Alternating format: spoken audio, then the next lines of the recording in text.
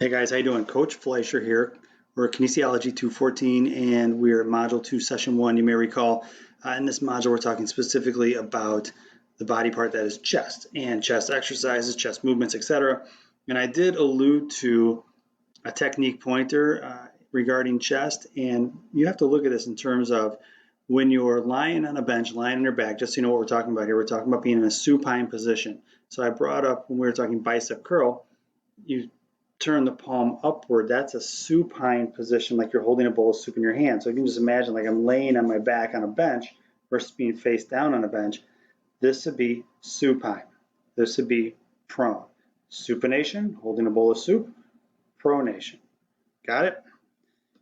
Now, when you get into a fitness facility, usually they don't have rickety benches like this, but this is just something I'm shooting in my garage for you guys. They'll have utility benches in place, and these utility benches are all the same. It's not like you're going to have different manufacturers and different pieces of equipment in your facility. Usually they're all the same. They'll have like 5 or 6 of them.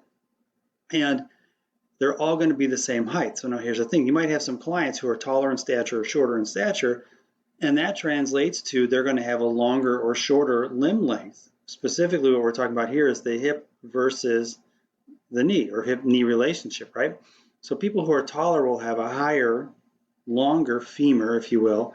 And so to that end, when they lay down on a bench, you really won't see a big tilt in the hips and tilt in the pelvis.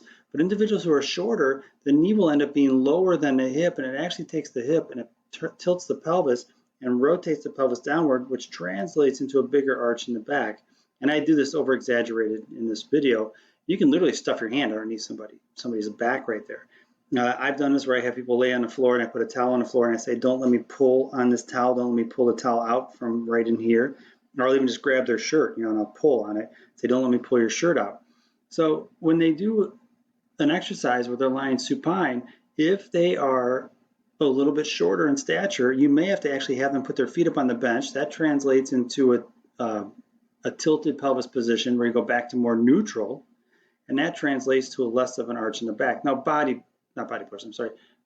power lifters, when they do their bench press in competition, they will literally tuck their feet back here, have a large pelvic tilt, which translates into a large lower dotted curve in the back, so they can gain a mechanical advantage while they're doing their bench press. For most people from the general population, they are deconditioned and not in a level of fitness where they should be doing something like that. If they want to get into powerlifting, then you can start guiding them down that path. But for right now, flat back is best back. All right, let's take a look.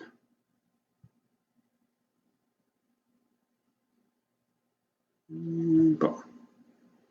Okay. Knee hip. Do my press. Stuff my hand underneath. Hips up. Pelvis tilts. Flat back. Can't pull the shirt out at all. So you're looking at making this adjustment and trying to minimize this.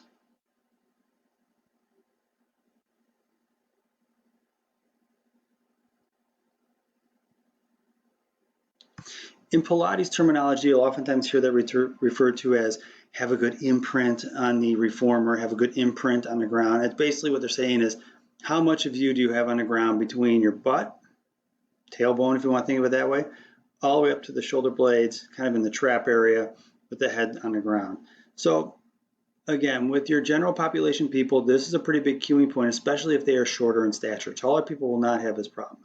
But keep in mind your trade-off here, right? I just brought my outriggers up off the floor, so I'm actually reducing my ability to balance by having my feet on the floor. Trade-off, right? So there's always ways to progress and regress. So the way I'm kind of creating an increase in a degree of difficulty here is, well, I brought my feet up off the floor, so I'm increasing the balance requirement. As a result, I know this has to work a ton to keep me from falling off the bench. And now, getting back to our chest lab, if we do something like an asymmetrical exercise where it's a press fly or a dual action pulley on one side and a dumbbell on the other, this really has to work a ton. So with that, I'm trying to keep this under 5 minutes, guys. Have a good one, and just be aware of this when you work with your clients and have a nice flat back position. Thanks. Signing off.